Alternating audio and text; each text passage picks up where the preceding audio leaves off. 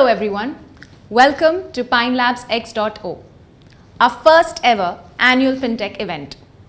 We're pleased to have you with us today. It's going to be quite a day. FinTech is everywhere. It's touched millions of lives in some form or the other. It's not just changing the way we pay, it's shaping the very future of money as we know it. Today, we'll be talking about all things FinTech. The past, the present, the future, and everything in between. It's going to be quite a day.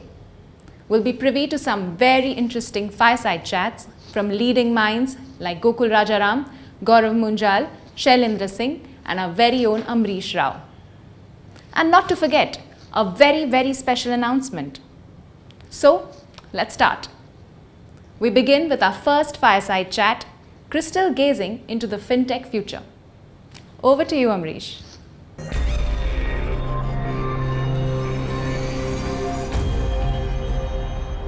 Shailendra, good to see you. Amrish, Thanks for taking time. Thank you for having me.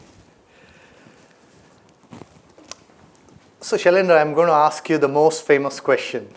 There's a joke which goes on in Pine Labs that says that when Shailendra first came to Pine Labs, he was a young man. That was almost 12 and a half years back. That's true.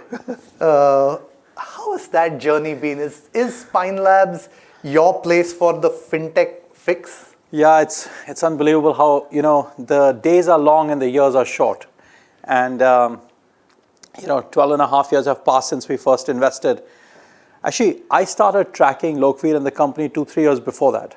So it's actually, because, Pine Labs spun out of GlobalLogic. We had first invested in GlobalLogic in 2006, so 15 years ago. And Pine Labs was on my radar since then. So actually, excitement for what Pine Labs is building predates even the investment by 2 or 3 years. Because it was not on my first attempt to convince our partnership that we should invest in the company. Yeah.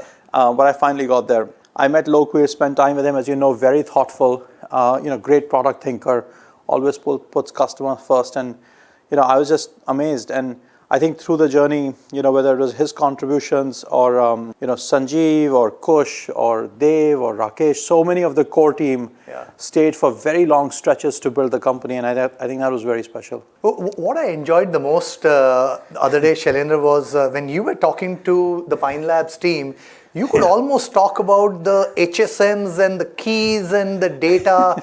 How much did you learn FinTech in this journey? Oh, a lot. So, originally when Lokveer would, rattle off saying, issuer and acquirer and merchant and this and that, to me, I was like, wait, tell me again, who's the issuer? Who's the acquirer? What does this mean? So, and then he would say the aggregator, he was referring to merchant aggregator. I was like, okay, wait, so this class of companies is called the issuer, this class of companies. So, all the FinTech jargon I sort of learned at Pine Labs. I have to admit, it probably took a year or two before I fully understood what they were talking about. And, that's not unusual for us when we make new investments. Yeah. But, yeah, I think, look, just the power of payments and the power of, moving to digital payments. I just always believed it was not, if this would be big, it was just when it would be big. And we just had to, stay patient and keep building for a very long period of time. I don't know if you actually remember this, but while I was building Citrus, you and I met at a party, Sequoia party. Yes. And I actually took you aside and said, hey, you own Pine Labs, has become so big. Maybe it's now time to sell. Correct. And I kept talking to you. In retrospect, I'm just thinking you were like, what's he talking about? No, so actually we have been approached to sell Pine Labs for years. I'm not even talking 2 or 3 years. I'm talking like 7, 8, 10 years from the beginning. So everybody thought, oh, this is a very interesting company. And Pine Labs always had a fantastic proposition for, all organized retail, right? So they had fairly strong dominance in organized retail. And I think every other payments company, found that very appealing. And so I was quite used to the conversation by that time. That, okay, I have one more suitor. And, in a strange way, these conversations only strengthened our resolve that we should keep going because we knew that we were onto something good. Look, we just stayed at it. I think the thing that we got lucky with is that the group of people around the company were all very long-term minded. So, Lokveer stayed for a very long time, and so did all the other management team members I mentioned, and I think that allowed us to keep building. Yeah. And Shailendra, over the years, Sequoia has built a world-class portfolio. Over the years, you've invested into some fantastic fintechs in India and now in Southeast Asia. Correct. How have you seen payments and fintech generally evolve over the last 10 years?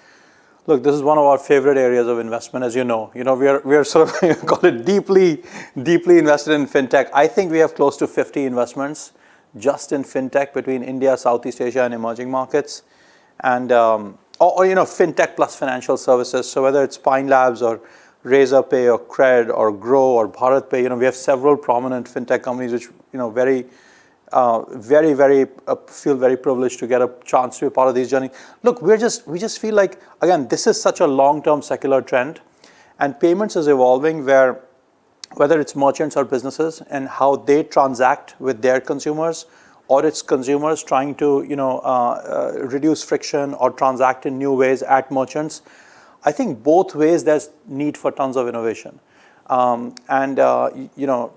these companies I mentioned, some are solving the consumer part of the puzzle, some are solving the merchant part of the puzzle. And invariably, in the very long term, we think some of the companies will try to do both. And that's where probably where it's headed. If you look at, for example, what Square did, where they have tried to thread, through Square Cash App, the consumer side, and through obviously their merchant products, a lot of the merchant acceptance. I think there's also yet another third side of this, which is, all the software applications that should ideally be, offered to merchants. So, we see yet another class of companies probably emerging in that, which is called fintech SaaS. I take that as a cue what we need to bring to the board over the next few days. But, closer to now and in the last 2 years' time, one of the things that we've seen is COVID has changed consumer behavior. Yeah. But also, interestingly, it has accelerated some of the changes which is coming up in fintech. How do you view this?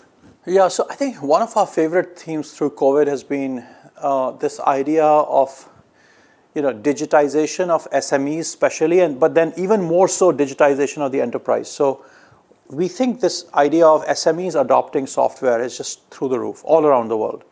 And I think Pine Labs is a big beneficiary of that, as are many of our other companies. And I think this is a very transformative trend because, for a country like India, there's 60 million SMEs. And if those 60 million SMEs step up their adoption of technology, digital payments, e-commerce, what have you, it just significantly accelerates, as we all know, right? Like take organized retail in India or take e-commerce, they're small percentages. Organized retail is a small percentage.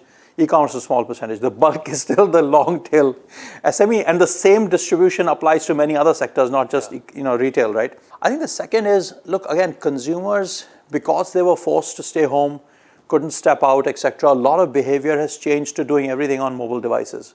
So I think just both merchant side and consumer side has seen acceleration, and we are seeing it manifest in ways in which it blows our mind all the time. I tell people, it's crazy privilege to be a venture capitalist because, there is positive surprise lurking around the corner. Wherever you look, you're like, wait, this company, like this thing is on fire.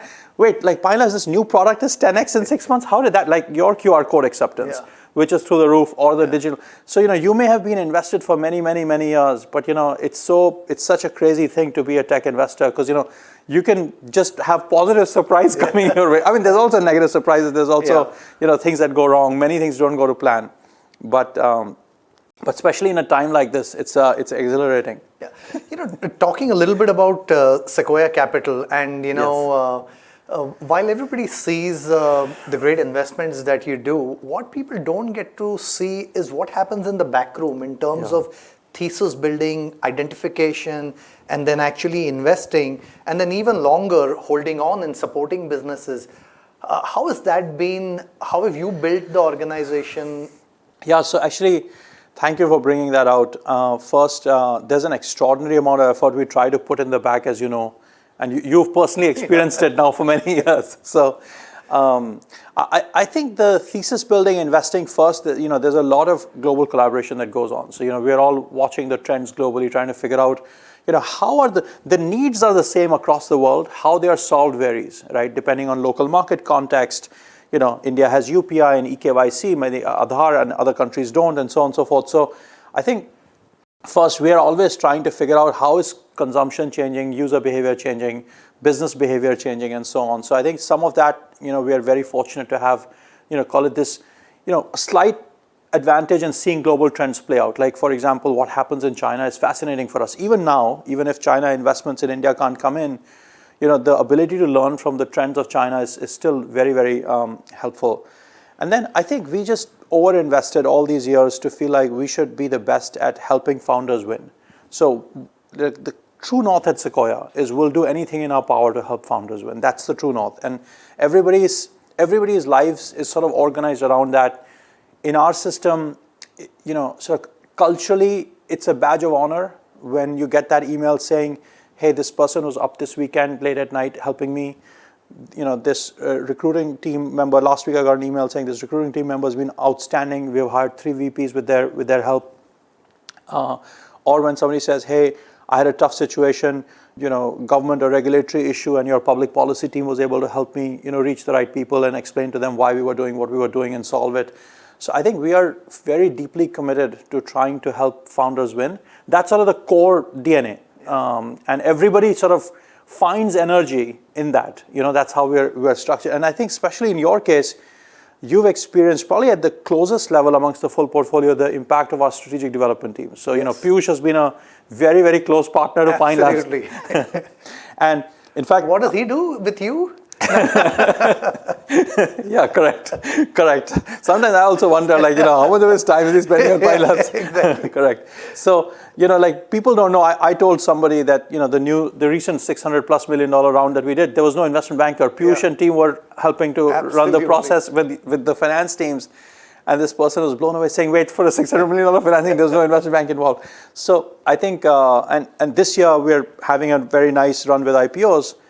And candidly, I think some of the credit goes to the strategic development team, our operating partner Bharat, our finance and legal teams. But these guys have been in place for years, right? So the strategic development team we built 4 years ago. Yeah. And I think the results can be seen this year, but for many years it was sort of called it work in progress. So look, we're learning and adapting and evolving. But we do take pride, or call it internally, at least, like I said, it's a badge of honor when we can help a founder and we feel we made a difference. So, And now, over the years, you've actually expanded into the Southeast Asian markets, the Indonesian markets, and you've actually invested in fintechs in those area. What's the advice that you would give a fintech founder in India when it comes to global markets and going international?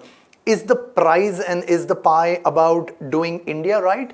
Or if you built a good B2B platform, you should be brave enough to go abroad. What's your thinking on that? First, I think fintech, because there are payment systems and they require certifications, they require very, many nines of reconciliation accuracy and so on, right? You can't lose anybody's money, right? You're toast if you make a mistake. You can't get hacked. So I think you need very high quality tech platforms, and normally very deeply integrated with local banks, local payment instruments, local merchants and so on. So I think in general, in my view, is international expansion requires a lot of patience first. Like, you have to be very patient. I think on the consumer side it's easier, slightly easier. You can launch in many countries, work off of a global platform like Stripe or Adyen or something. But I think building a merchant-centric business is harder now. Like our success in Malaysia, for instance, at Pine Labs has been a while in the making. So we had to be patient, and I think the first thing is that you need to have a long investment horizon. I think the second thing, in my opinion, is there is advantages to leveraging a very, call it, proven technology platform like we are doing with Quicksilver. Yeah. So Quicksilver's success in new markets is, but that's like a SaaS product now, right? Like, right. So it's a SaaS product that we can now sell in many other markets. So I think we'll have to, companies that choose to go international should pick which products. I wish Southeast Asia or the Middle East had as fertile a fintech ecosystem as India, but it's not close. I mean, it's very interesting. It'll be there in a few years. India is at a different level because of UPI, eKYC, Aadhaar, other things. But still, look, we have 30-40 million credit cards in India. It's like it's minimal. Yeah. I mean, it's still such a long way. I think the path to 200 cards or whatever is a no-brainer. 200 million cards. All of India all year has between 100 and 150, 125 billion dollars of credit card spends. Yeah. Again, that is tiny I mean, it's trillions of dollars in the US. So I think we are still so early. The amazing thing is we are so early still in the journey of fintech truly transforming people's lives. And look, I've heard this from you many, many times, and you talk about this whole concept around optionality in payments. You always keep talking about the story around how anything that you do in the payments world will be accretive, an M&A or organic growth. Correct. You want to expand on this whole optionality bit? Yeah, so we have this thesis that fintech has very high optionality because when you have payment systems, you have more than usual trust, than in any other form of business. So like merchants trust you, banks trust you, other business partners trust you to manage their money. In the EMI business, Pine Labs originates billions of dollars of loans, and then brands trust you to help them, originate, and then they also trust you to do the reconciliation of their billions, tens of billions of dollars of financial transactions, right? So I think in payments, because the trust levels are so high, it's very easy to upsell, cross-sell, and also when you manage the flow of money, it's easy to layer products. So lending products are easy to layer, insurance product is easy to layer, prepaid, postpaid, different instruments are easy to layer, as we've seen with Quicksilver and so on and so forth, and many more. Promotional products are possible to layer at the point of sale. So fintech lends itself very well because you have a platform that controls transactions. I think people underestimate in general the optionality of a fintech platform company because and it blows my mind. Take PayPal, okay, and 20 plus years after PayPal got sold, I just read last week that they might be launching stock trading, and I think to myself, what took them 20 years? Same with Apple launching the credit card. I asked our team, what took Apple so many years to launch their credit card? They should have done that 10 years ago. So I think this also this recognition that when you have a trusted brand and high value customers, fintech can be such a big driver of economic outcomes for this, of monetizing the user base. I am personally surprised, global big companies like Amazon or Google are not more significantly into fintech. I think they should have been. I think every OTA in emerging markets had a chance to be the first fintech company because they had the most credit-worthy people flying around in their transaction history. So just my views. I may be a little crazy with my love for fintech, but I think every company, every big brand consumer company should have a fintech strategy. And by the way, it's proven that things like General Motors finance arm became more valuable than the parent company and so on. So we have seen this manifest, or we have heard about how the loyalty points program of a company became more valuable than the airline itself, right? So we have seen this manifest even in traditional industries for the last few decades. And to be fair, you in Sequoia Capital have been doing a great job with the Surge program and the number of fintechs that y'all are supporting. But while I was talking to you, I was just thinking about this. While everybody talks about Surge of today, in a way, Pine Labs was a part of the first Surge cohort about 12 and a half years back. Sure. That would have been like a single-digit investment, I would think so, right? We started with 1.05 million investment at 6 million pre-money, correct, in Pine Labs.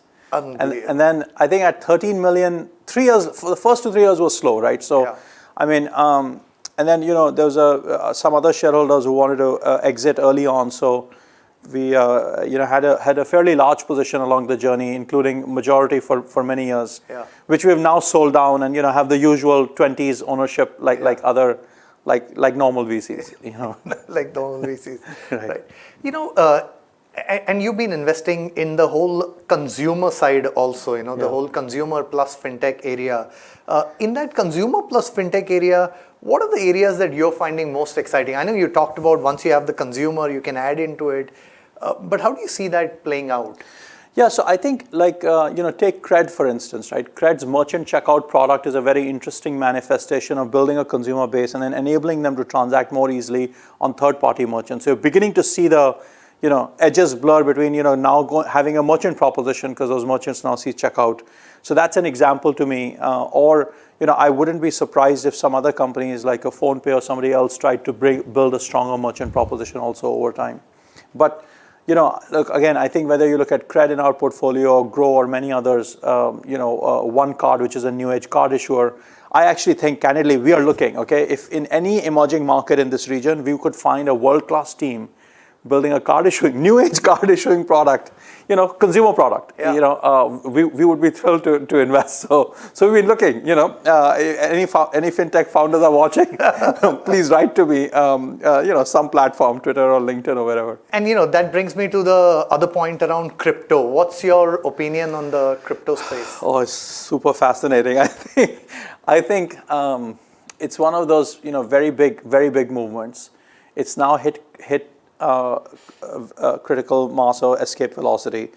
I think we have made 7 or 8 crypto investments this year already. Really? Wow. In 2021, maybe more. Because I know we just did several in the last 3-4 weeks alone. In fact, last week, our Southeast Asia investment pipeline, we have a weekly call to discuss the pipeline, had more crypto than any other sector. So 40-50% of all deals being discussed were crypto deals. So there is a lot of crypto, very, very fascinating things we are seeing. Candidly, look, we are learning super fast. Every week we host Crypto Hour at Sequoia India. So it's, one of the team members takes the initiative to educate everybody else on what's going on in crypto and share some new things. So I think we are learning fast. We are very excited about what we are seeing. But it requires a rethink of how we've operated as, the crypto world refers to us as strat VCs, traditional VCs. Okay. And the first time I heard that in a meeting, I fell off my chair. And I made sure we invested with that founder, the founder who called us a trad VC. Because I think we are anything but traditional, and we have tried so many new things at Sequoia India. And so that wasn't my image of Sequoia India, but when a founder referred to us as a trad VC, I sort of fell off my chair. I said, this can't be happening to us. We must invest in this company, but we must also wake up and change. Yeah. That was many months ago. That's super fascinating to hear how Sequoia has gone all into the whole space around crypto. Shailendra, we are at a very, very interesting stage when it comes to founder development and how founders have gone over the years. And you've actually seen almost 3 generations of founders, ones which were pre-2010, then pre-2016, and now what you're getting to see. You're making me feel like I'm from some glacial age or something. You're still the young man. What's your opinion in terms of how founders have had to change their thinking, and what are the things which have having most impact when it comes to these new founders? I think the founder journey, founders go through cycles of exuberance and humility. Okay. Yeah. Great. my view of the world. Great point. When they get early success, they go through this very big, internal exuberance and so on and so forth. It's very hard to have control over their sense of ambition and all that. When they really start building a big company, 50 million, 100 million, 200 million, nobody's ambition stops there. Nobody says, oh, I built 100 now, and now I'm going to go home. Everybody says, okay, now I want to go to 1 billion. Yeah. And then I think when you realize how hard that is, and when you realize how hard scaling and truly leading a world-class, high-quality org in today's world is, and then also compound those challenges with how fast the world changes around us, I think that's humbling. So I think founders hit new bottlenecks at each stage of scaling, and then I think that's humbling. My personal belief is, the human mind has mean reversion in it. So meaning that when people get successful, they also get very confident. Yeah. When they get overconfident, they get blind spots. They stop learning and listening as much. They make mistakes. They get mistakes, they get humbled. Okay. When they get humbled, they start learning again, and they get successful again. So I have a view that there's mean reversion in the human psychology. And so my point is, all these years, if you look at the various generations of founders, I think gradually as the ecosystem has developed and become deeper, founders have begun to appreciate much more both the benefits of scaling a company and the challenges of scaling companies. I actually think that has made founders more grounded and better leaders, better business leaders. The early founders of India, in my opinion, the first, second generation founders, they were great creators. They were very creative. The current generation of founders have the creativity, but they also have the leadership DNA to actually build and scale a company. And so I think they are developing because they've had the chance to learn from other people's mistakes. Some have had their own challenges along the way or their own tough moments, and that has helped shape them into better leaders. There are a lot of these founders that people only know through Twitter or through some videos out there.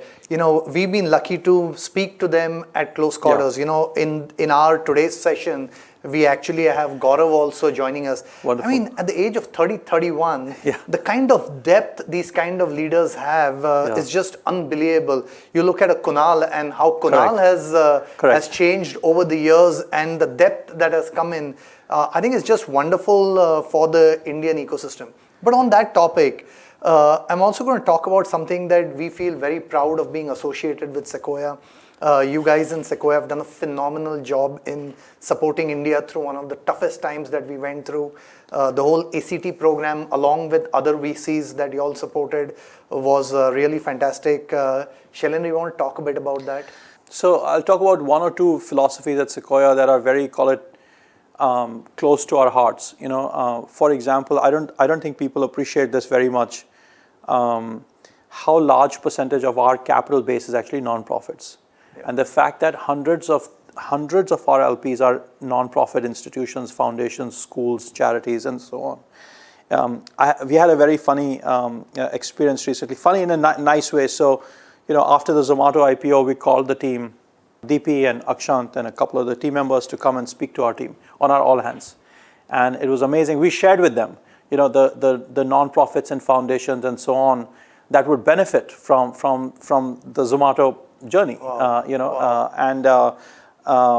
At the end of it, I think one of the core teams sent us a message saying, I want to be a founder again and take Sequoia's money just to be able to serve this greater good again. You know, like this makes me want to be a founder again. Yeah. So I think, you know, very deep in our DNA is this idea that, you know, with the work we do, we can help create jobs on the front end. We can help move industries forward in the process. Hopefully, we can generate returns for nonprofits. And I think when this sort of crisis hit, and even before, you know, we just felt like it's the right thing to do. And candidly, we didn't overthink it.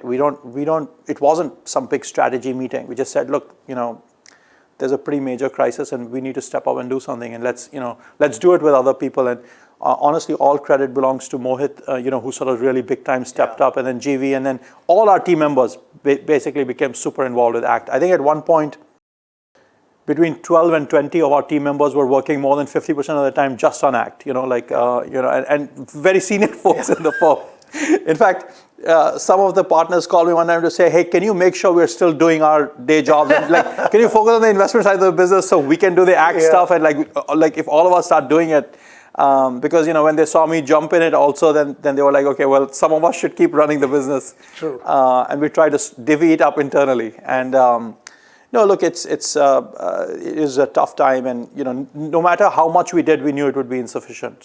So we just felt like it would allow us to sleep well at night, and it wasn't more complicated than that. Thanks. We really appreciate you taking time and love the fact that you're here today. No, thank you. And I'll say the same, by the way, that I talked about Apple's launch of their card or PayPal's launch of trading. What took us so long? That's a great idea. Thank you very much. Thanks.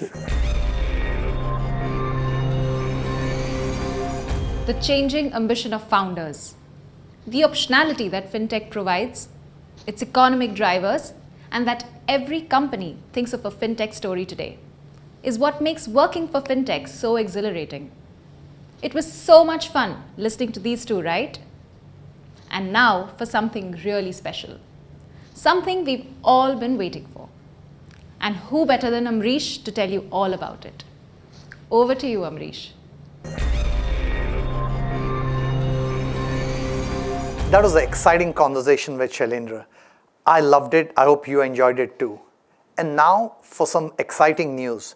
At Pine Labs, we are constantly striving to reinvent fintech and build platforms that empower businesses with the best tools to grow, both in the offline world as well as in the online world. The past few months have been filled with discussions, deliberations, and whiteboarding sessions, and we've been getting things done. You know what? This product might just halve the transaction type. So I'm not going to take any more of your time and just get right to it. I'd like to leave you with one last thing. We've grown, we've expanded, and we are now multiple, because singular just won't do for us.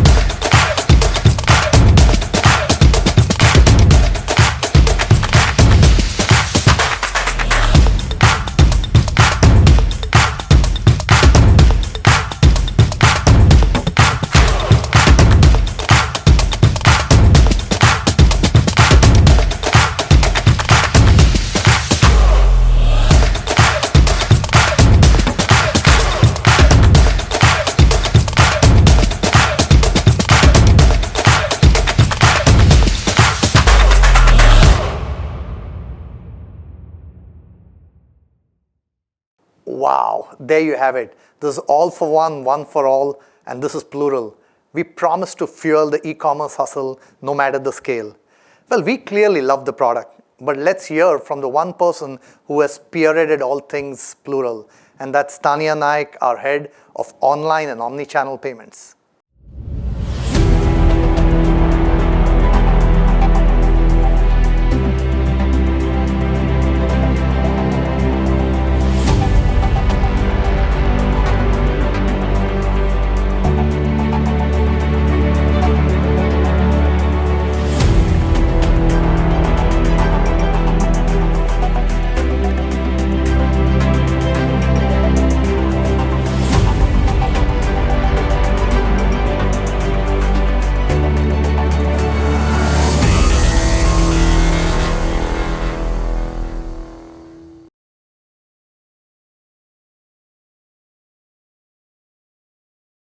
Hi everyone, I want to share what we've been up to over the last 1 year. To put it simply, we've been busy creating the payments infrastructure of the future. Digital payments, as we know, needs to operate at scale. And building at scale needs a deep understanding, not just of 1, technology, but also 2, the operating market, especially when it's as complex as India. 3, unique regulatory conditions. 4, new product opportunities. 5, upcoming trends. And 6, of course, a pretty healthy risk-taking appetite. Let me begin with 1, technology. Pine Labs handles millions of transactions every day. Most of these transactions come from our POS terminals in the offline retail world that spans across all of India. Through the pandemic, one thing clearly stood out. Merchants are moving their business to online or multi-channel every day.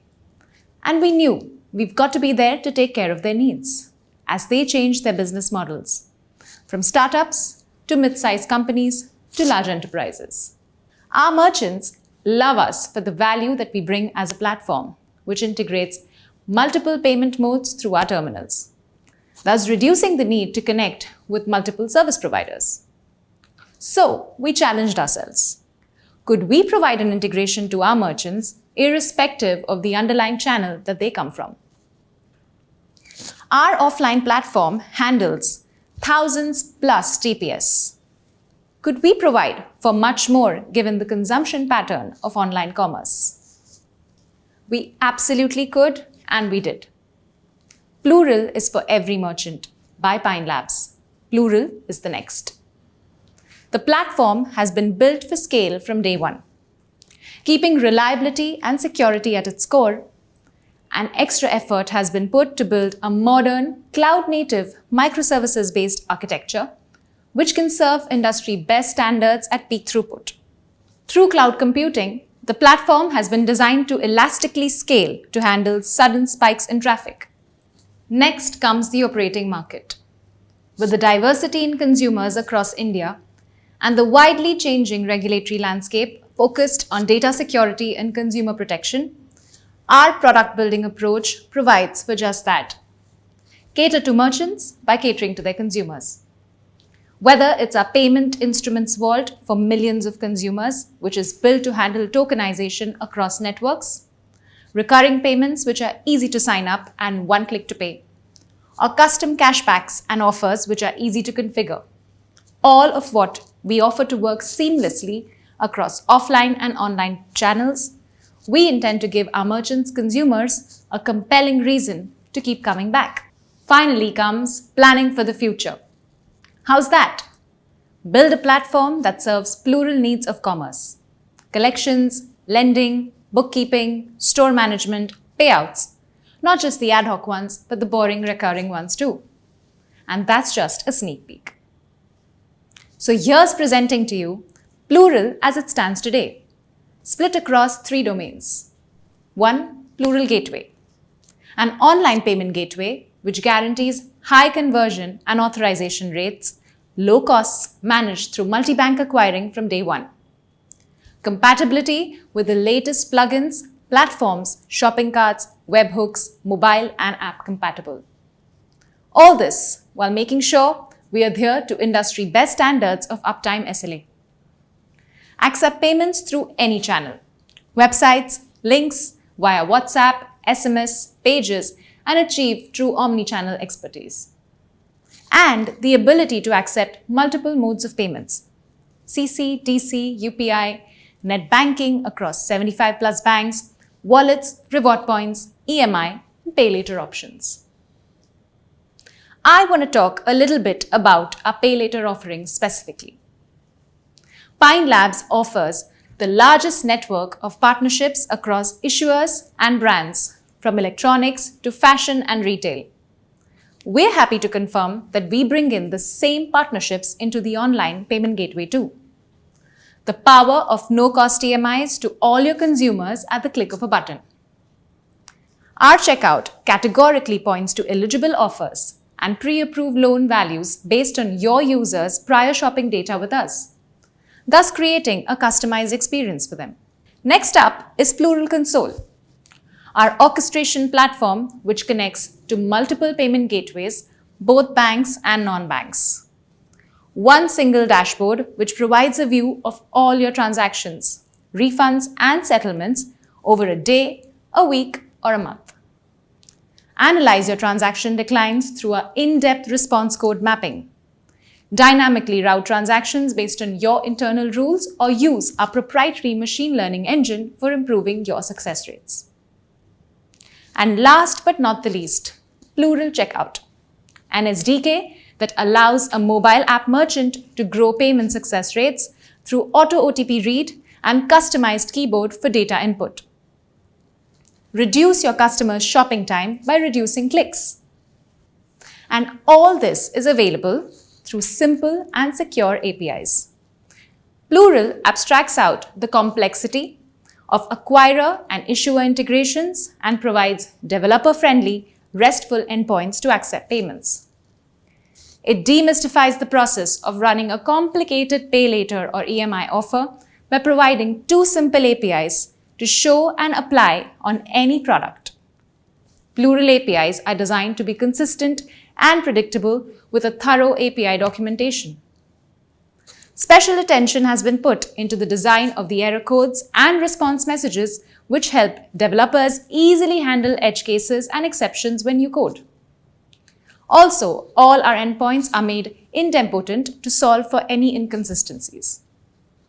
Finally, our web portal that lets you play with a set of APIs that can be integrated pronto with our integration guides and resources to help solve for your use cases. We are compatible in all leading programming languages and operate through open source. Use our sandbox credentials and try them out. And yes, we've made sure you can onboard real fast too. We've also tested this platform extensively across all types of merchant integrations in the insurance, e-commerce, government, edutech space over the last few months, and really thankful for those who helped us along the way. So there you are, a comprehensive payments technology platform you can work with irrespective of where and how you wish to operate. A platform that truly powers the hustle of every merchant growing their online business. We're so excited for the world of possibilities this opens up and look forward to creating an amazing customer experience for each of our partners. We're not singular anymore, we're plural.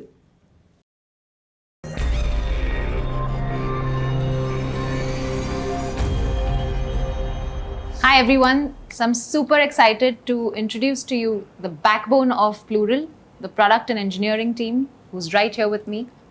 Let me start with you, Vipul. Tell me, besides the 16 years of backlog that you're forever trying to clean out, what is keeping you busy?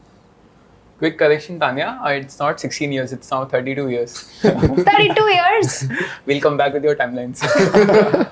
So, on a serious note, it has been an amazing experience till now. One of the most important factors for the product is that we give the merchant a good user experience. In order to do that, first of all, this is not easy because when you think of onboarding a merchant, you have to see, okay, as a business owner, how can he interact with the merchant dashboard? as the merchant's developers, how can they integrate with your APIs? As the finance team of the merchant, how can they go through your settlement reports? As well as in the end, as the merchant's users, how can they go through your checkout flows? So there are multiple angles of user experience you have to look into. It's almost as if the product team needs to have a split personality, right? Kind of. Well, now I know why you're, the change requests keep changing. Exactly. So, also, it's not just about the look and feel of the product. We also have to think about scalability, performance, as well as reliability of the services which you're offering to the end merchant. Absolutely. And talking about reliability, so Eben, how many downtimes did we have this year? Well, downtime is a state of mind, people. Don't you know that?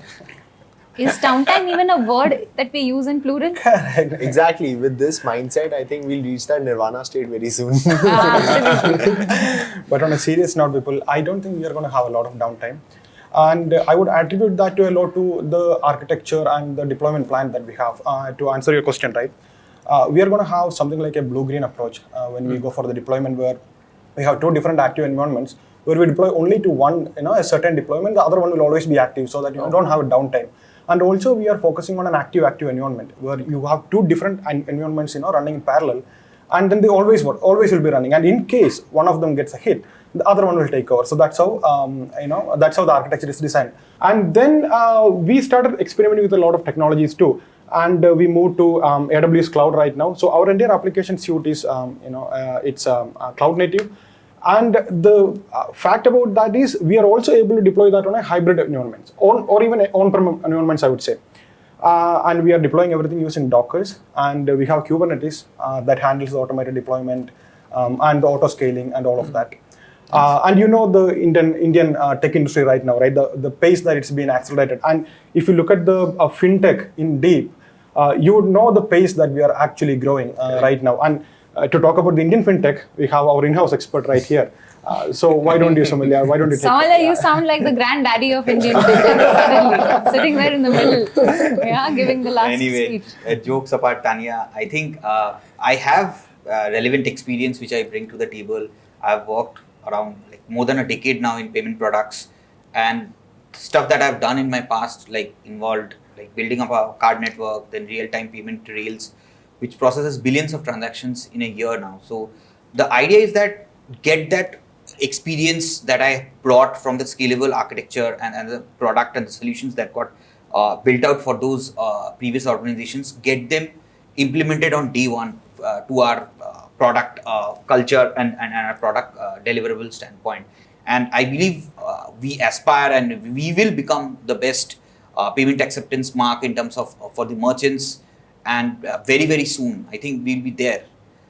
Having said that, Gautam, I think it's a lot of gyan. So what do you think? Do you think that we'll be there soon? Yeah, Somalia, of course. We're product managers. We're the hottest things in the industry. We got this.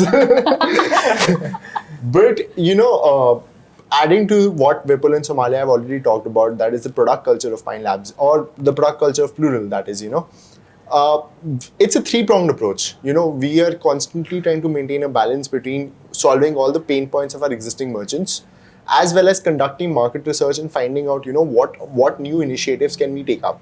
And the third, which I consider is the most crucial aspect, is that we make sure that we solve problems that are not even problems yet.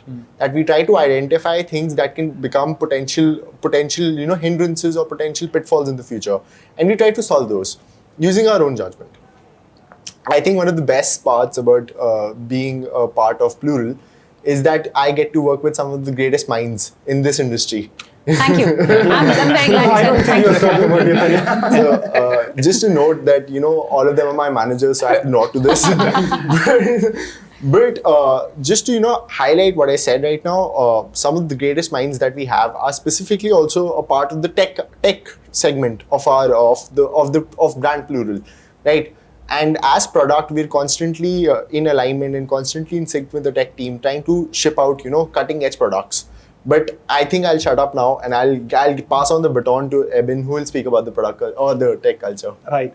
So, well, Gautam, if you look at it, right, I'm really fortunate to have a tech team that we have in Pine Labs right now. I think we have a very dynamic team. I would say that, we have teams ranging from freshers to, let's say, mid-level experience, Or let's say we have Ranga, who is been coding from the year that I was born. So imagine that, right? So that is the kind of experience that we are actually bringing inside the engineering team. Engineering team is just one fact of it, and we have the sales and product team that's actually facing the heat. So over to them, I guess. What a generous way. What a generous engineering Well, team. they face the customers over the day. Yeah, but thank you, Eben, and I think I really want to now invite the frontline team, the one who actually braves the merchants. Let's talk to them and figure out how it's been selling a product from 0 to 1. Okay, so now we have, as Eben calls them, the frontline soldiers of the team, the sales team, in its full glory with me. So Sameer, how has been, Plural? You've come from an established payments firm background in the past as well. Is this like old wine in a new bottle? Yes, it is. It is? But isn't old wine like better? Yes, in fact, this one comes with the different flavors. See, now you saved yourself. Yeah. He knows a lot about wines. Yeah. Yeah, clearly. I think this job makes you drink a lot of it. Not really. I'm a complete teetotaler that way. But no, on a serious note, tell us how has it been? How's your journey been with us so far? Well, talking about my previous organization, it has, it's a really traditional online payment gateway company, which sort of like built to scale and all. But here at Pine Labs, it's a different ball game altogether, right? Having said that, honestly, it's also very exciting, right? Because it gives you an opportunity to build something, grounds up. Yeah.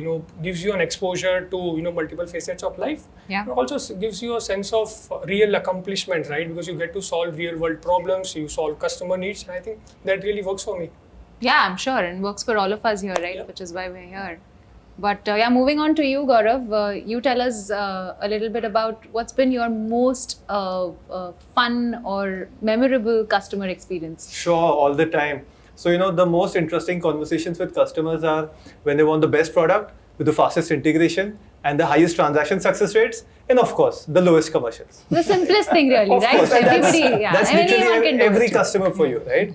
But jokes apart, so, in the past few months, we've been able to close some of the largest accounts in the industry. And this team is actually on a very serious trajectory to solve some of the biggest payment challenges in the country. Pine Labs has been the offline leader for payments, and the intent is to replicate the same in the online space, and that's exactly what we are doing. Of course, all of this is on the back of a rock solid product that the product and engineering team has put together in the past few months, and that's the vision, that we are gunning for, and we have high ambitions, and we are really looking to make deeper inroads with Plural getting launched in the country. Yeah, I mean, that's some seriously lofty ambitions we sure. have, So, right? so Yeah. we're almost already there where we are giving the best product with the highest transaction success rates and the fastest integrations. Commercials, we are the getting commercials, huh? But that brings me to Shahbaz, actually, the man who's responsible for rolling out the right commercials with the team. Tell us about, what is it that you do, Shahbaz, firstly? Right, Panya. So I think, as you rightly mentioned, a lot of thought and planning goes into choosing the right partners, especially, when you're building a product absolutely from the scratch, right? So we are talking plural partners here. So basically, the idea is to, kind of get the right bank partners or the networks and so on and so forth. And, of course, once we've put that, all the bigger picture together, we have high aspirations of actually extending our offerings beyond India as well and exploring the overseas waters. Yeah, I mean, speaking of global overseas waters brings me to Ankur, who's come from a global company and now, starting out with us. So what's been your, whole outlook here like? You've obviously been one of the oldest members here too. Yeah, no, in fact, now that I think about it, the intention to join a startup like Plural was very strategic. I think I just wanted some more sleepless nights. I wanted a little bit more pain in my life. And I think I've done that, successfully. Well done telling this to me, huh? No, Subtly. but to be honest, I think the charm of building something from 0 to 1, like the team was telling, I think that's inimitable. When you're and like you correctly said, I was one of the earlier people to join. And I think right from the beginning, it has been quite an amazing journey. From working with banking partners for acquiring to pricing, or you talk about networks in terms of payment processing and regulations, or working with different merchants to understand their pain points and issues and how we can replicate that to kind of build the right products that we today see launching here. So I think that all of that has been a great lesson for all of us in terms of learning, in terms of even growing, in terms of what we have built here. So that has been fantastic. The other very important aspect that I would love to touch upon is this entire team. In this last few months, we have been able to put together a really fantastic team. We have people from all the walks who have done some great accomplishments. And I think that is something that I really enjoy. And this was built while all of us were working remotely. So, it gives me much more pleasure that it almost feels like we have known each other for so long, right? Yeah, and that's an art And that's an that we've art. achieved in spite of not Absolutely. really meeting in person. Absolutely. Yeah. And talking about, I think, very important teams and team members, one important aspect has been operations, which is literally the backbone of this entire platform that we've built. Yeah. And these are not just people with, great motor skills. These are people, there's a Yeah. lot more to it. And I think, Ritu, you should be talking about this. Sure. So yes, of course, starting coming from a background where things were already set, and now starting from ground zero, and everything was quite manual, right? Manual. So now with Plural, we are moving into the automation, and that has been the center of the product itself. Yeah, I mean, I really love the fact that when you thought about this team, and when we spoke, it was first about how do I automate everything, not just settlements, but onboarding as well, the merchant experience. And I thought you gave some really cool inputs to the product guys who are taking all your credit now. So, That's what they But- always do, right? yeah. Sorry, Vipul. Somalia. But anyway, I think good to have you here, and I really enjoyed the chat with my entire team here today. Which brings us to really the end of what we had to show you as a team. So thank you so much for making it here. I think I had a super fun chat with all of you, having just the team to come together on the launch day. I'm really, really excited to show the world, what we've put together, and I'm sure the world will appreciate it too. So that really brings us to an end to what we had to offer. Queuing on next will be Amrish in a fireside chat with Gaurav Munjal.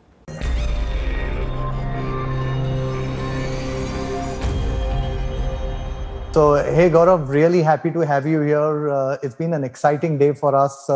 As you know, this is the first time when Pine Labs is doing an event of this kind.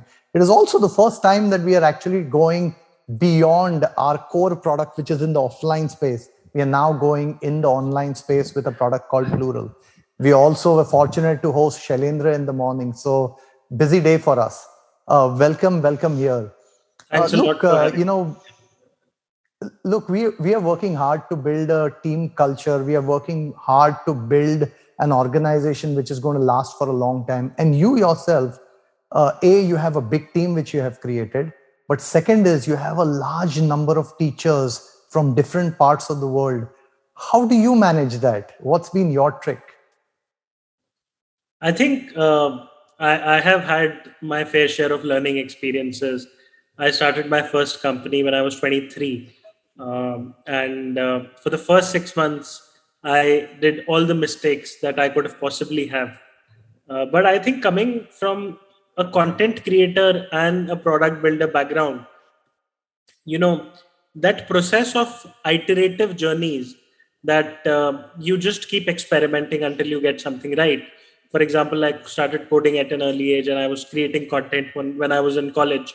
So, and then, that growth DNA that you have to grow your views. I used to write on this platform called Blogspot Blogger, and you would write on a blog and then you would get views, etc. So I think it just became an iterative process. And over the years, I have evolved into a better manager, into a better leader. But most importantly, I have been just lucky with the kind of team members and co-founders I have had. I think together we build a strong team, and we believe we are just getting started. And the impact that we have created so far is nothing compared to what we can create. And I love this line with that we all have a fiduciary responsibility to deliver basis our potential. And I mean, we at Unacademy just follow that to the heart. Yeah. No, look, you're just a 30 plus kind of a founder. You have a long way to go. But honestly, what I find really interesting about what you've done is, you have truly built a business which is internet first and also for a new generation. So almost, I know this is going to sound very weird, but you have made the D2C of education. You have made the internet of education. And this is also for a completely new age bracket. How do you all think about it? How do you solve for it? I find it very, very fascinating from outside. It's a very interesting journey. This is not how we started to build things. We wanted to build a platform, sort of like a Twitch for education. We saw that when we were 25 years old founders, we saw that Twitch has been acquired for $1 billion by Amazon. So we thought that YouTube is not solving for a great education opportunity, and we can pick education and we can build better products. And then with time, we realized that the best teachers in test prep and the best students in test prep are with us. And that's when we launched a subscription model. It was one of a brainstorming session with Shailendra only, where we thought about this subscription model where people can pay and prepare for their goals, their examinations. And over the years, we have transformed into a platform play where we say that whatever your life goals are, whether it's getting good grades in school, whether it's cracking an exam, or it's getting a job, we will build the best products for that. And I think in the consumer space, we went from 0 to $200 million ARR in 2.5 years. I think, and I think that's been the journey for us, where we and one thing that worked for us is that we always did things fairly differently than what the norm was, and mostly our growth was product and content led. The other part which I found very interesting about your business is, one is it is internet first, other is it is borderless, right? So people don't understand the complexities of running a borderless business. If you're trying to do a business in Bombay for another, for a group of consumers in Bombay, I think it's easy, or even India is easy. But to go borderless is really, really complex. How was that experience?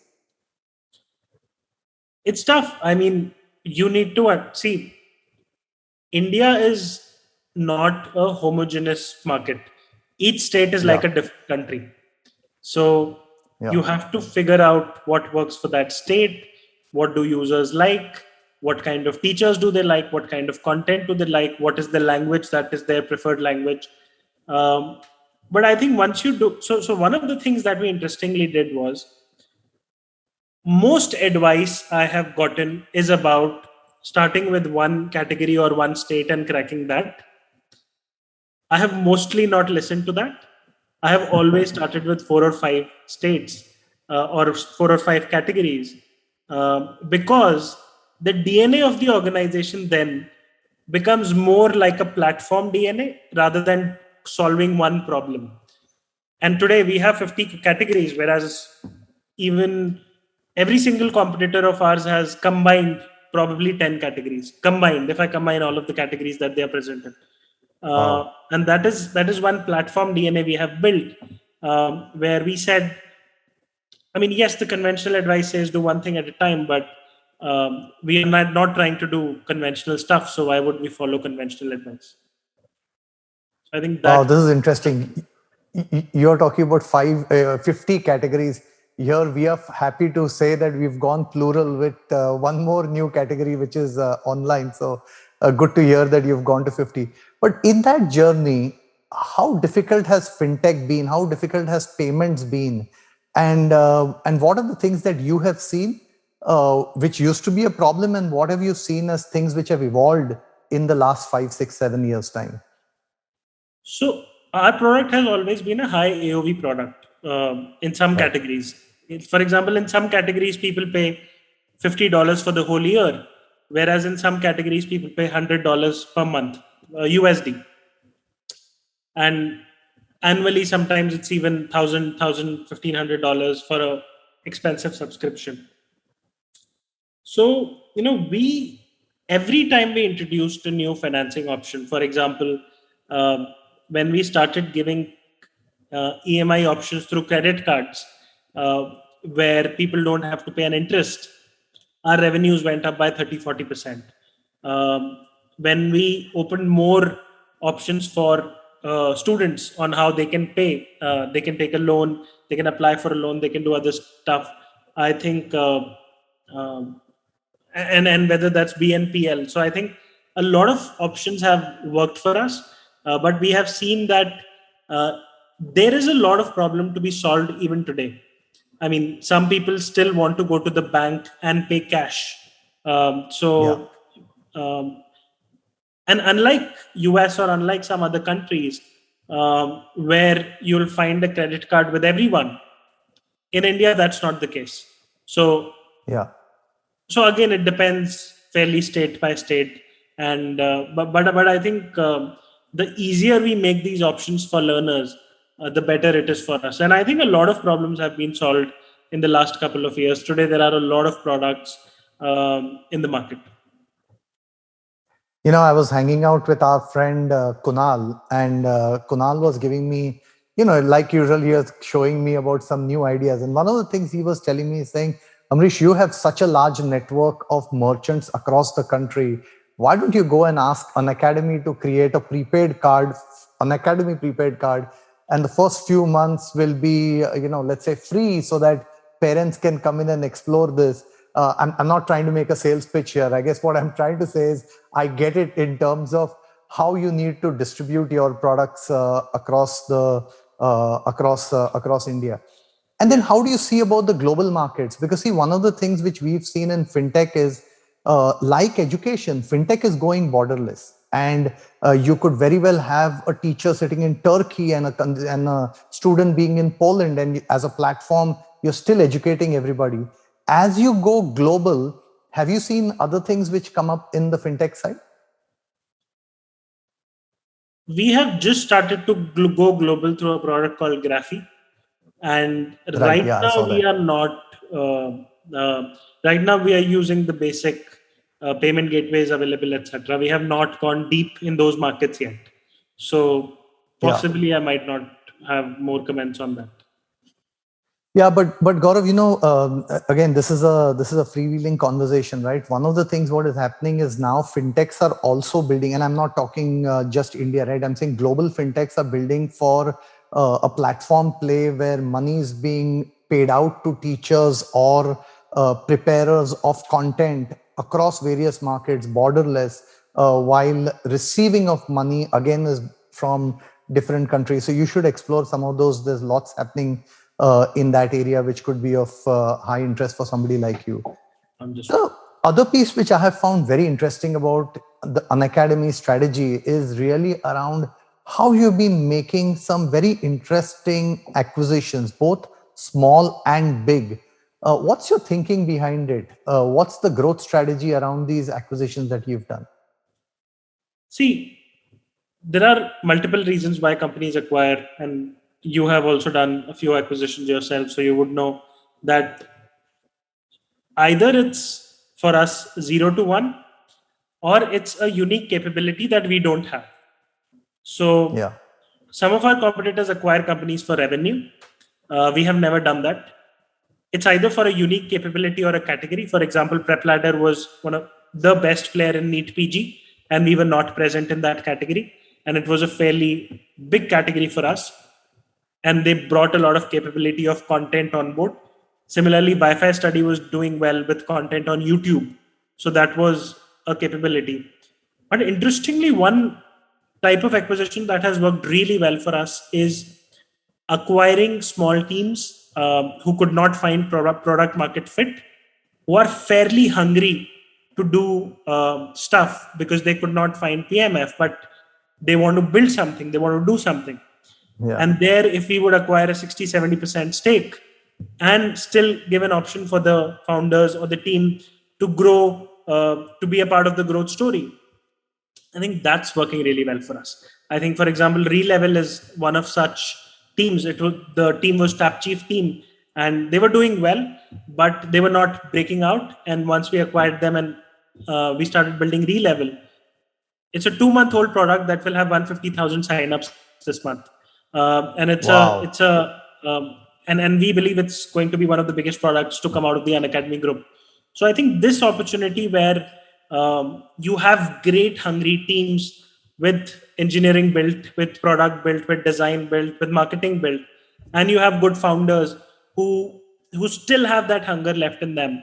I think that's working really well for us to do 0 to 1 projects. Because whether it's Innovator's Dilemma or all the books I have read or all the personal experiences, it's just faster to do 0 to 1 with autonomous teams rather than to do it with legacy teams. Because legacy teams are already handling, let's say, hundreds of millions of dollars of revenue scale, and they have bigger priorities, which is good. I'm not saying that's wrong, but I'm just saying that sometimes you might just need to take a team of 15 people, give them $5 million to play with, and they will create magic. Yeah. But, in your team also, one of the things which I have noticed about Unacademy is one of the smartest company when it comes to growth and growth hacking. When you make these acquisitions, how do you get all your growth engines working for these new companies, right? Because, at the end of the day, when it comes to growth, you almost need to have a single philosophy. You need to have a single discipline. You need to have a structure to it. How have you gone about doing that, which is bringing in new businesses plus the interesting concept of growth? And you guys have used some unique, the word is not trick, but the unique tech to drive your growth. So I believe for every product that we are building, so we have this concept of a traction channel and a traction product, and then you'll have the paid product.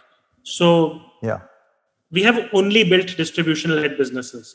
We don't know how to build anything else.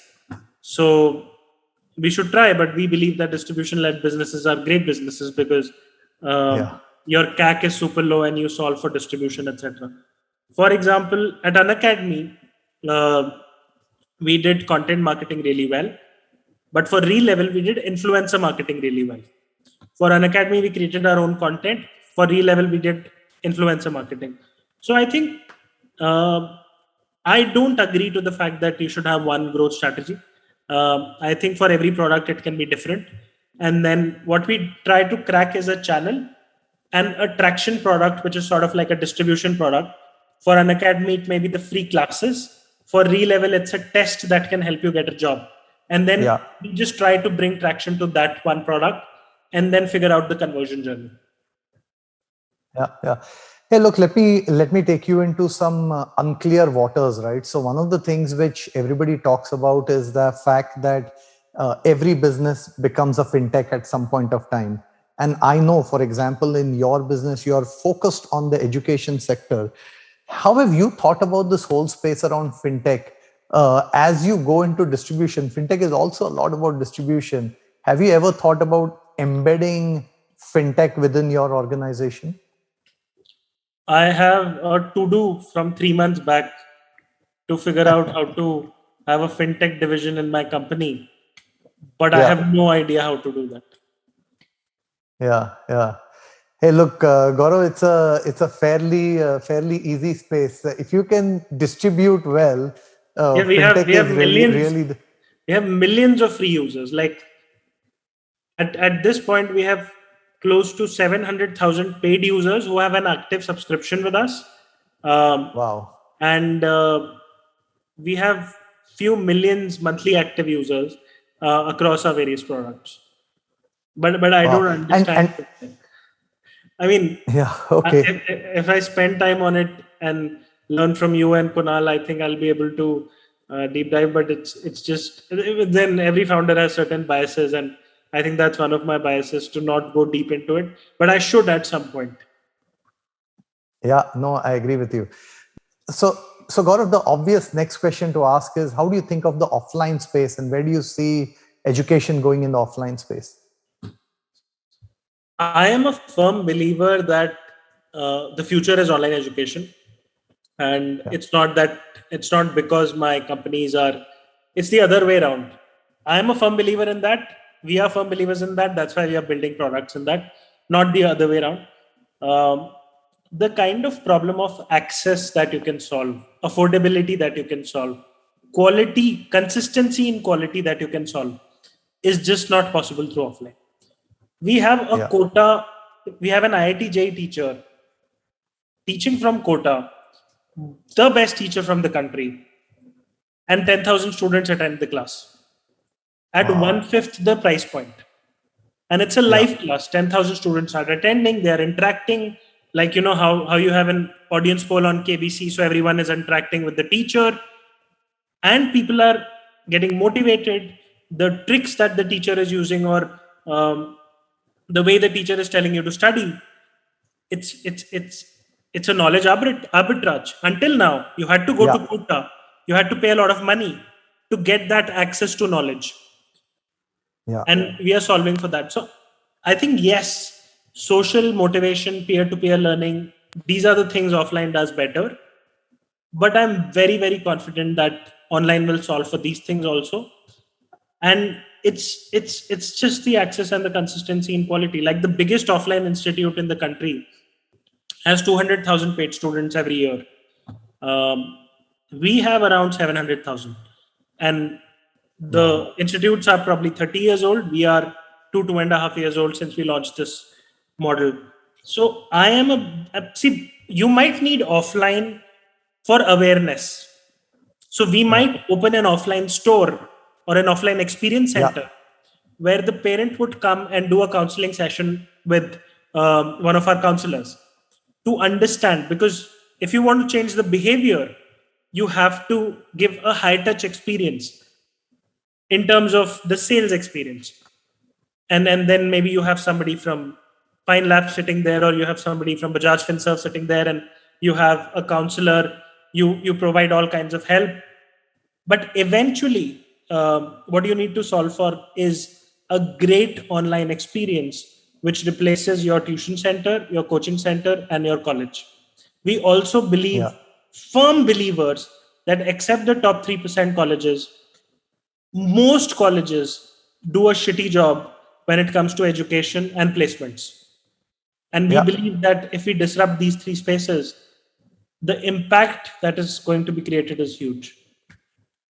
Look, I'm a big believer that colleges is to make friends and see the world, explore the world, rather than be in a classroom and study in a classroom. So big believer on that. But you don't have to pay you should not be paying $200,000 to explore the world. I agree. Totally agree.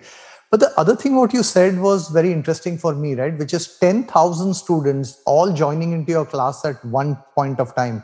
See, there's one thing which people have not realized, which has changed in India over the last 5 years from a fintech point of view, is we've actually been able to take digital payments into a completely new segment of consumers. And these segment of consumers can now use their UPI handles or their cards to make purchases, and even small value purchases.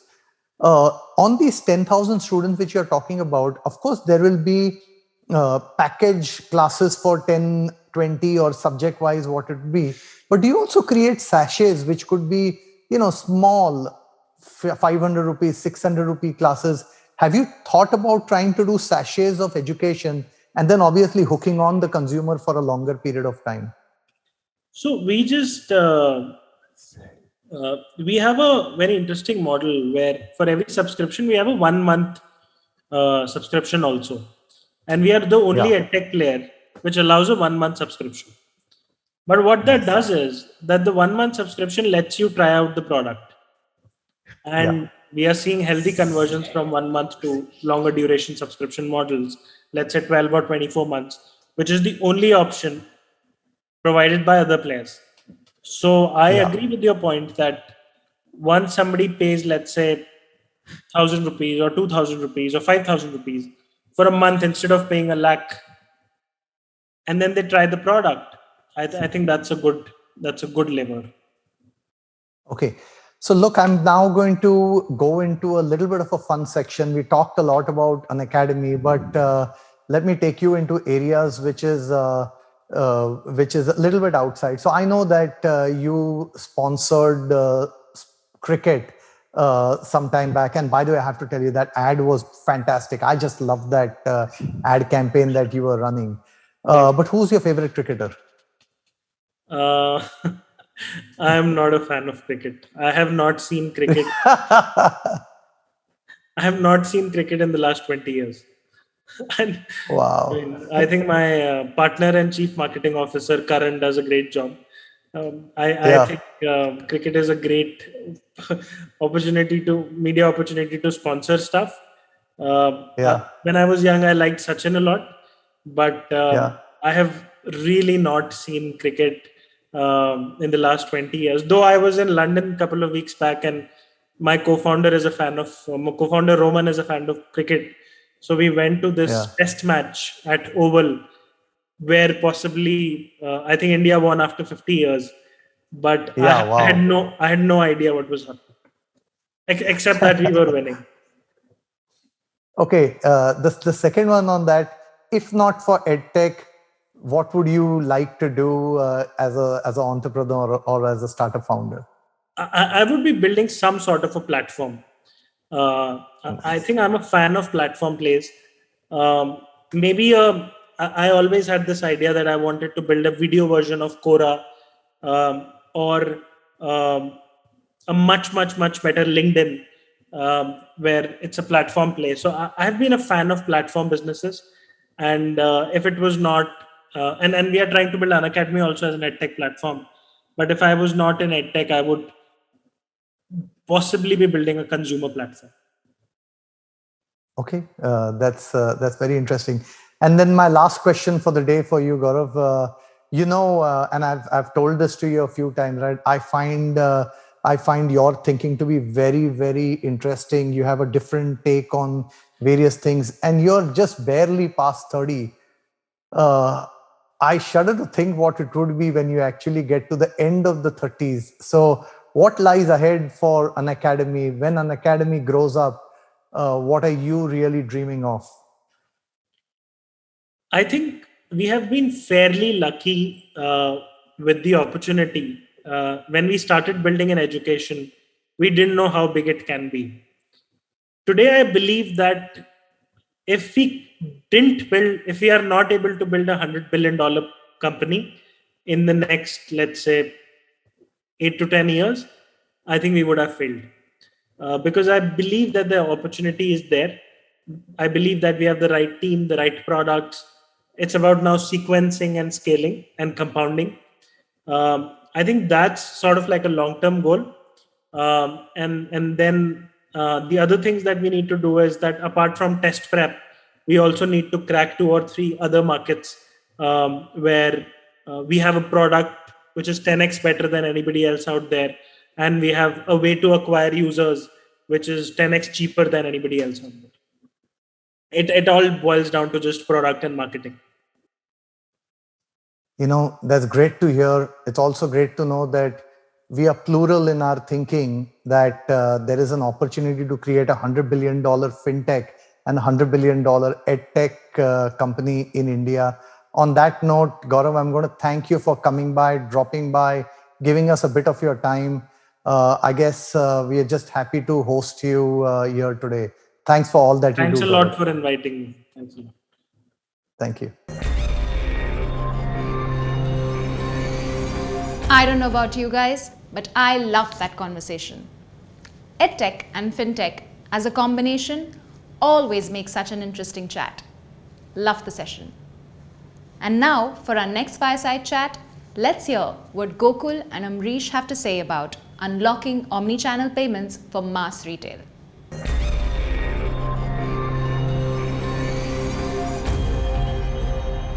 Hi, we are really, really excited to have Gokul here. Gokul's an absolute favorite in Pine Labs. We've worked very closely with Gokul, where he's advised us over the last 2 years on various moves that we've been making in Pine Labs. Gokul has worked before with Facebook, Google, and now is with DoorDash. He calls himself as a product helper at DoorDash. What that means is he's working on figuring out the go-forward strategy for DoorDash. Gokul, welcome. Thank you very much, Amrish. It's a pleasure and honor to be here today. Thanks for making time. Hey, look, Gokul, I'm going to start with fairly simple question. You have this unique experience of having worked with some great startups in the US and also having invested in the Indian startup scene. What are the similarities and differences that you have noticed? This is a great question, Amrish. I would say that first and foremost, it's been incredible for me to see how the Indian startup ecosystem has emerged over the past decade. I remember meeting the Flipkart founders about 14 or 15 years ago when they were getting started, and they were still fairly green and young, very, very smart. But today, when I meet an entrepreneur from India, I know that pound for pound, their knowledge of the space, their hunger, their motivation, and the market they're going after is as large, as compelling as any top entrepreneur worldwide. And I think there are 3 reasons for this. First, I think societal. A decade ago, joining or founding a startup still had some social stigma in India associated with it. Today, thanks to all the great startups and founders, and the press is full of their stories, joining a startup is actually considered something cool, something that, especially from a parental point of view, it's acceptable and exciting for young people to do so. Second, over the last few years, exodus of top talent has been incredible. 5 or 10 years ago, a lot of top talent would be sticking around in consulting or banking or FMCG companies, but now they're moving en masse to technology. And third, liquidity events. I think liquidity events of Indian companies, obviously Zomato and Freshworks today that filed, and all of these amazing liquidity events, especially going public, are proving that you don't just need to be bought by a multinational company to get an exit, but there is massive liquidity opportunities available to Indian companies, either on the Indian stock exchanges or in the NASDAQ or NYSE in the US. One of the biggest challenges, and I think this is where the difference is, where Indian companies are challenged a little bit, is finding executives who've been there, done that, and who've seen scaling and hypergrowth. And this is one of the biggest, I would say, challenges that Indian startups struggle with. But hopefully grizzled veterans like you and I can hopefully fill in the gaps as advisors to companies and help them, because the number of startups and number of people who've seen that is increasing by the day, by the week, by the year. So I think it's only a few years before that will also cease to be an issue. But hopefully in the interim, we can help companies bridge that gap. Amrish, let me ask you a question. What's your perspective on this topic? You've worked with multinational companies for the last 20 plus years, and you've had a ringside seat to the emergence and growth of the Indian startup ecosystem. How's it different today versus, say, 5 or 10 years ago? I mean, I think the difference is the difference between the way Rahul Dravid used to play his game and how Rishabh Pant is playing his game. Rahul Dravid used to, protect his wicket, leave the balls. Rishabh Pant wants to do a reverse sweep out there. I think that's exactly what's happening with the Indian entrepreneur. The Indian entrepreneur has become very ambitious, wants to do different things, and the entrepreneur is ready to fail. I think that's a big change than what it was just like 10 years back. When I look at my time, when I went into the corporate world, everybody wanted to go into a safe job. Things have changed in recent times. To your point and what you just talked about, the other interesting piece about what has changed in terms of liquidity events is 10 years back, an IPO was considered to be an exit. Today, an IPO is almost considered as one of the milestones, almost to propel you to greater heights. So when you look at what Zomato is doing and what Freshworks is doing, I can see them getting propelled 10x from here, which is a big change from just 10 years back. And of course, in the US, some of the companies that you've worked with, Gokul, they have just gone stronger after the IPO. Let's take the example of Square. I didn't mention this in your introduction. You worked with Square for a really long time. And in your days, you guys pretty much reinvented the checkout. How was that experience, and how did you think about offline payments and retailers? That's a great question, Ambrish. Let me actually take a couple of steps back and expound a little bit on the story of Square, because it'll give a sense of how Square thought about customer problems. The story of Square overall, when I think about it, is one of first principles thinking around customer problems. The founding story starts with a guy called Jim McKelvey. He used to live in St. Louis, Missouri, and he was an artist by profession. He built glass sculptures and sold glass sculptures. One day, he got a call from a woman in Panama, the country of Panama, who wanted to buy one of his glass sculptures. And this thing retailed for $2,000, $2,000, $3,000, $5,000, thousands of dollars. But she wanted to give him her Amex card over the phone, and that's how she wanted to pay for it. Now, Jim said, can't you just send a cashier's check or some other instrument, because he had been rejected by his bank from accepting payments, from card payments. And she said, no, I only have this Amex card. It protects me from fraud and all of these things, so I can only use this card. And of course, he couldn't accept the card, so he lost the sale. And he was really disappointed and upset after that. So he called his friend Jack Dorsey, who had just left Twitter. He was the founder of Twitter, and he just left Twitter. He started complaining to Jack about the sale he had lost and the fact that he was a small business person in good standing, but he couldn't get approved by banks to accept card payments. And so when they were talking about this problem, they realized that they were both holding in their hands, respective hands, these powerful computers that had massive processing power even compared to a few years back and could do lots of things. And of course, I refer to the smartphone here. So they started thinking, is there a way that we can use a smartphone to solve this fundamental business problem that Jim faced? Neither of them had done anything in payments, knew nothing about hardware, but they started with the core of a problem: how to get small businesses like Jim McKelvey to be accepted for card payments when they were in perfectly good standing and denied by banks. And so that's how Square was born. Initially, it was just a simple payment screen where you entered an amount, and there was something you probably could call a dongle that plugged into the audio jack of the phone or the iPad, and you swipe the card. As Square started taking off and started to be used, they observed this interesting customer behavior. There was something called a memo field or a notes field when you accepted the payment. They saw that people were starting to type things like 2 croissants or 1 espresso in it. They realized that merchants were actually using Square as a point of sale because they were itemizing the payments. They were saying, here's what I'm selling, because they didn't have a point of sale. They had a cash register, and that's what they were replacing it with.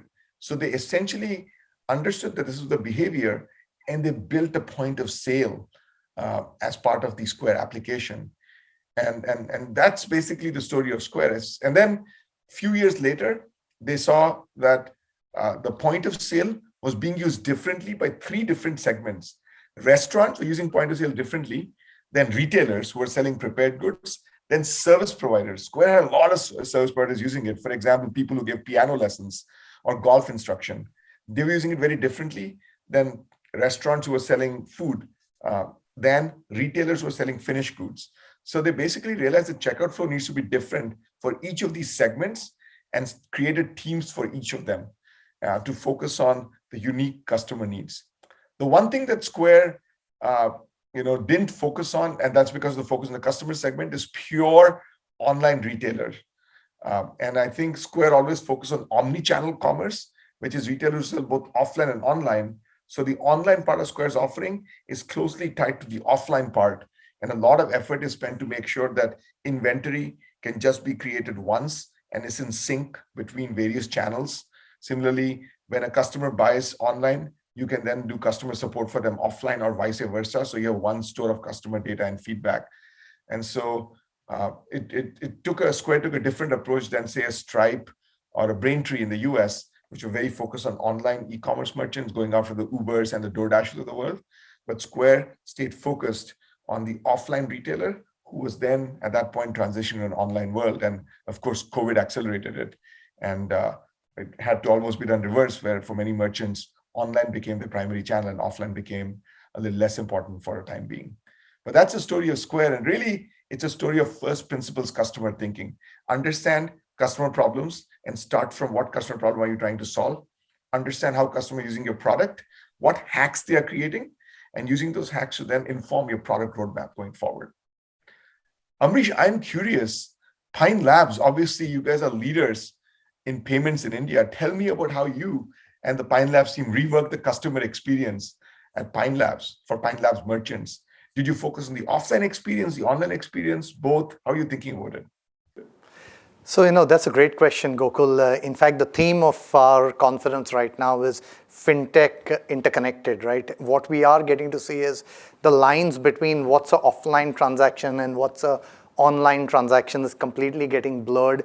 The consumer doesn't see a difference between a UPI QR code transaction and then using a contactless card for making payments. What's contactless? Both of them are contactless. We want to play in solving for merchants' payments experience at the checkout. But to your point, we also want to work with the merchant when it comes to the larger commerce requirements. And that's a big change within Pine Labs. And to be honest, you have been one of those people who have actually helped us crystallize our thoughts in that direction. So thank you very much for that. One of the things that I've been reading about Gokul at this point is QR code seems to have taken off in US through the pandemic period. And then, of course, FedNow is going to come up with its own solution in the next 2 to 3 years' time. So when you have RTP, real-time payments, and proliferation of QR across the country, how do you think consumer behavior will change? How do you think FinTech adoption in the US population will change? This is a really interesting question about the future of financial services and financial technology in the US. QR codes have been around for a few years now, as you know, but COVID really enabled or really accelerated the rise in usage. Most of us had probably used QR code once or twice as a novelty before last year, 2020. But in 2020, when you went out, because of contactless, almost everything became QR code enabled. And so people became, just in the US at least, much, much more comfortable. I think outside the US, you saw all these places where people in many European countries, Asian countries, people were already using contactless checkout, QR codes, etc. But in the US, it was not a accepted behavior in the mainstream accepted behavior outside of a few tech-enabled enclaves. And now you actually have, even when we go out to dine at a restaurant, many restaurants don't have menus anymore. They just have a QR code that you just scan and you access the menu, no paper menus anymore. And so behaviors are changing as a result. And so what we are seeing is a proliferation in consumer payment apps. So there's at least a dozen startups, and this is probably true of Europe and the US, that are trying to build a next generation payment app that allows businesses to accept payments to start with from consumers in the store using QR codes, but then essentially expanding obviously beyond that, because once you have the consumer using this app to pay, you have much more information about the consumer, you have CRM data, et cetera, et cetera. So they're trying to take the point of sale that used to exist as a separate device and move it to your phone. Essentially, the point of sale is moving into the consumer's pocket, if you will. It'll be very interesting to see how it plays out, but definitely mass acceleration as a result of this. On the other topic you mentioned, FedNow, it's again been something that we've talked about at every FinTech conference with every FinTech company for a few years. Hopefully it's going to come to fruition soon. It's essentially an initiative by the Federal Reserve, like you said, to develop a new round-the-clock real-time payment and settlement service so that people can get their funds instantly when you make payment. The ACH system today takes 1 to 2 days. And if there's a weekend, it could take 3-4 days for payments to clear. And the number one thing we heard when we used to ask merchants at Square about their pain point is, I want faster access to my money. Always number one. And Square built a lot of innovations to get merchants their money faster, but it was perpetually number one. And so whether it's merchants or consumers, people want faster access to money. Working capital is one of the biggest issues for small businesses. And getting access to money, when you take a payment, getting access to money faster will be a godsend to businesses large and small. The challenge, of course, is that this can also result in fraud. Because if you take a payment and if you're a fraudster and you get that payment instantly, it doesn't give you if there's no protection or buffer to protect against fraud. And so somebody is going to be on the hook for that. And so I suspect that the ability for payment process and the whole fintech ecosystem to detect fraud and become much more sophisticated at fraud needs to improve dramatically, because real-time fraud, the amount of losses can be staggering if you're not smart about it. Amrish, I'm curious, what are 1 to 2 upcoming innovations in Indian fintech that you're excited about? Actually, you talked a bit about it. So for me, the big thing which is happening right now is, again, real-time payments and what UPI is doing. UPI is actually changing the way I talk to you, but how I move money to you also. And that's a big change as compared to just 5 years back. And UPI from just retail payments have now started to get into IPO purchases, and then moving forward, potentially it could get into business-to-business payments. And I think that's going to open up many, many new opportunities. So faster payments is something which I feel very excited about. I think the second part which I'm super excited about is around embedded finance. So to your point again, when it comes to credit, if it's embedded in your daily life, and that could be in a form of a BNPL, or it could be form of any other lines which are getting created, I think that's going to be very, very important. There have been enough and more studies around the world which has shown that the GDP of the country has been impacted positively based on the flow of credit. So if we can move credit in India easily, it will have a big impact on the Indian economy. So quite excited with both RTP and also with embedded finance. But what this also does is it puts a lot of pressure on various founders and the startups that they are working in. And of course, the product managers out there. The way I look at it is product managers' lives have changed in the last 4 to 5 years, because what's really happened is the future seems to have been accelerated. So on one side, they are problem solving for today, but also they need to behave like a visionary, trying to understand what could happen in the next 2 to 3 years' time. How do you handle this, Gokul? How do you look at this challenge right now? This is a question that's a perpetual question, because the product manager role seems like a really sexy role, right? Everyone wants to be a PM. You talk to young computer science grads now, they all want to be PMs. But it's actually what they don't realize is it is one of the most complex and challenging in all of technology. Why? Because there's no curriculum that teaches it. You don't go to school learning to be a PM. You specialize in a functional discipline. The product manager essentially, and good product managers can come from many backgrounds. They could be ex-engineers, ex-designers, ex-analysts, ex-marketers. I've seen all these archetypes in product managers. PMs, like you said, need to balance the needs of today and tomorrow. But most importantly, fundamentally, they need to balance the needs of the customer with the needs of the business. What I mean by that is they need to create products that deliver value to the customer while also delivering value to the business, right? Because, of course, to deliver value to the customer, you can do amazing stuff, but if none of it makes an impact to the business because you're not pricing it properly, or you're not able to extract value for the business, that's ultimately not a win-win for both. And one of the fundamental things, I think you mentioned 2 words that are critical. The way to succeed for PMs is to have a problem-solving mindset. And I would say a problem-solving mindset based on first principles. In other words, the number one attribute I look for, I test for, I screen for at every level, all the way from junior PMs who are just becoming a PM for the first time to super seniorists, are they able to problem solve from first principles? And this essentially means there is a combination of a few different things. One, quantitative data. So there's a lot of data that's available on customer behavior, especially at a company like Pine or at DoorDash or at Square. There's a lot of data. So you can actually do a lot of inferences, but it has to be coupled with qualitative customer insights. So you've got to go out in the field and talk to customers. You've got to observe how customers use their product. I gave some examples on Square where you could just have looked at the data. It would never have actually told you that customer using the memo field to type these notes unless you look to see what the heck they're doing. You'd never be able to make the leap of faith or jump from being a payment processor to being a point of sale. And that's the kind of jump you need to make. And ultimately, you need to have courage of conviction. You will make bets. Some bets will be right, some bets will be wrong. But one of the essential attributes of a good PM is to make high judgment bets, which more often turn out to be right than wrong. And this obviously happens as you become more senior in your career. And high judgment bets informed by first principles and grounded in data and qualitative insights.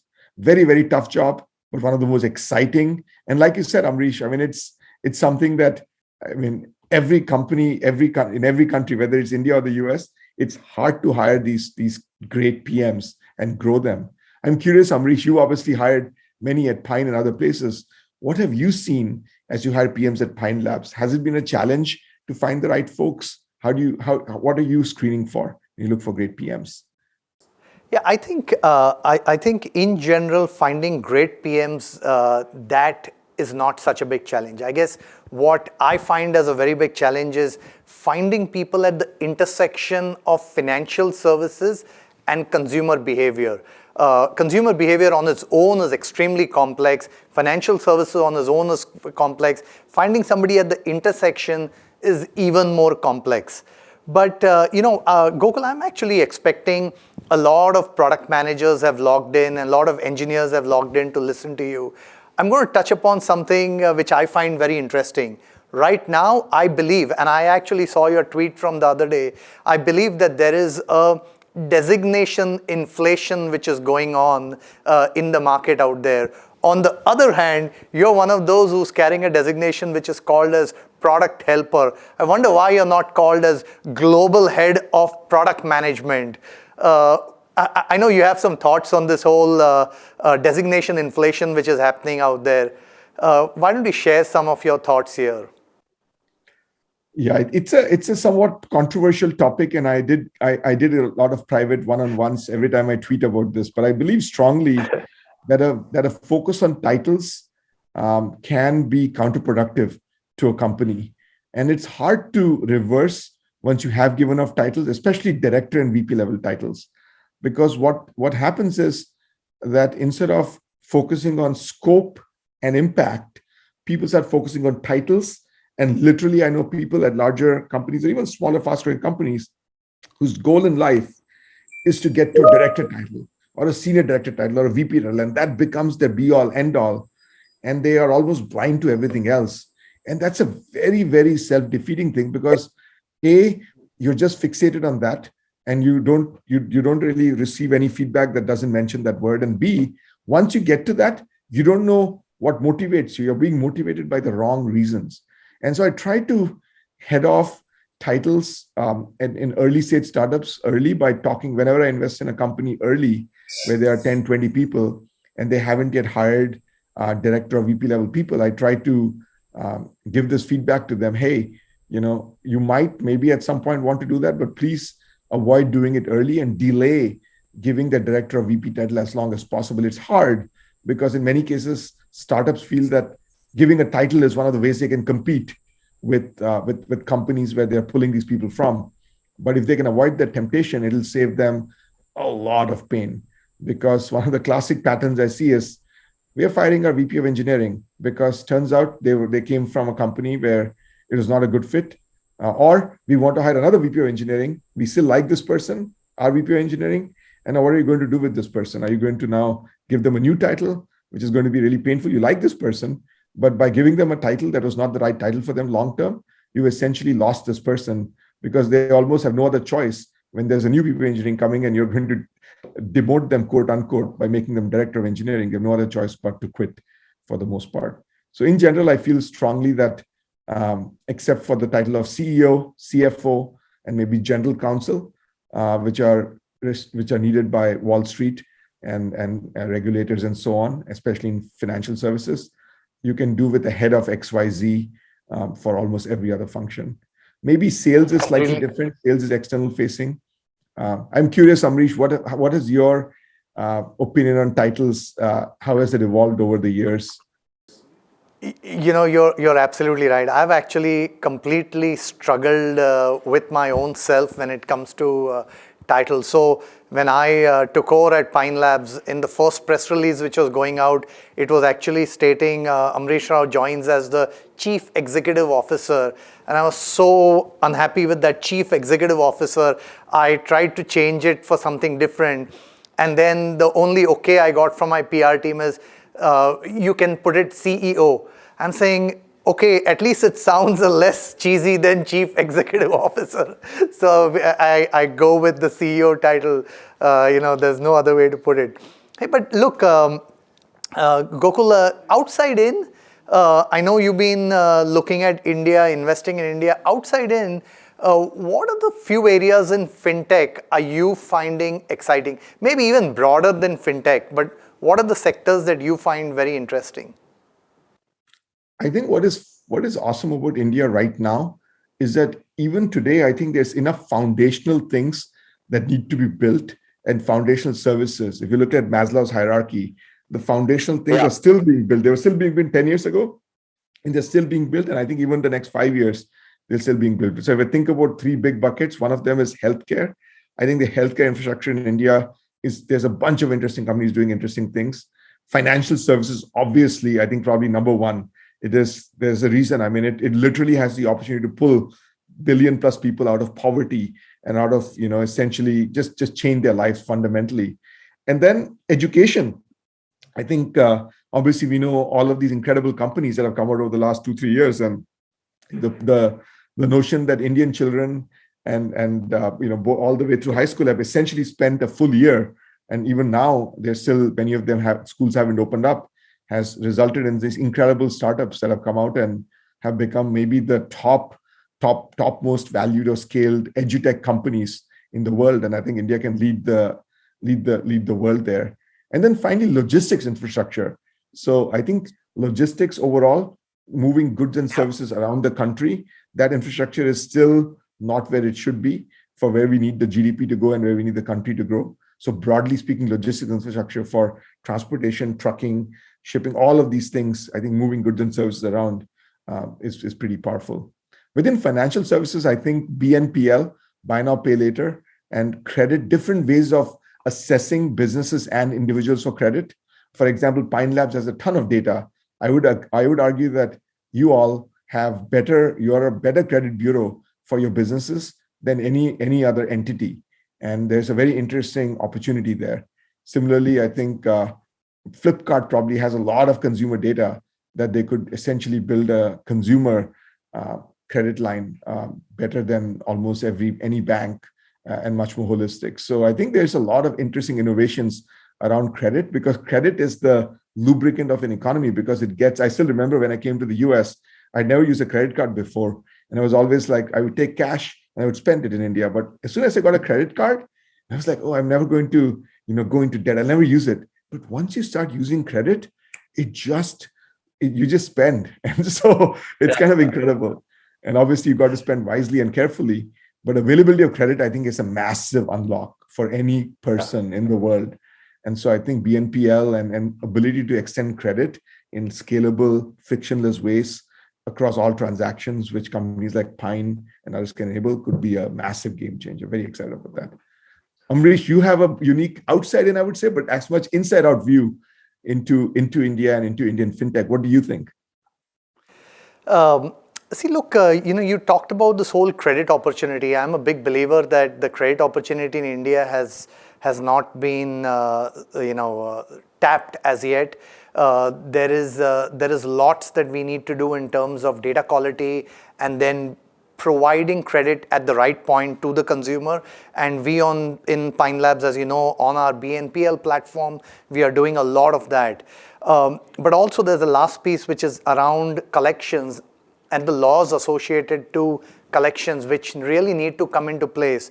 But credit is an opportunity which is looking very exciting. I think the other piece is we haven't scratched the surface when it comes to online payments or card not present transactions. The way I see this is, it's not even day one, but almost in the cricket parlances, you're in the ground. The crowd is all excited. The first ball is about to get bowled.